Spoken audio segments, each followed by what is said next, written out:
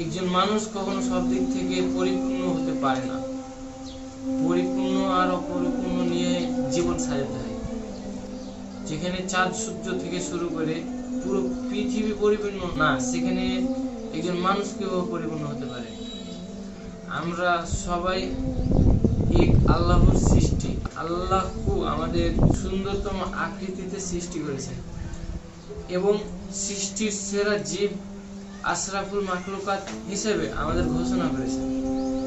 আর আমরা সেই সৃষ্টির জীব হয়ে অন্য সৃষ্টি জীবকে তার বাহির সৌন্দর্য নিয়ে সমালোচনা করি।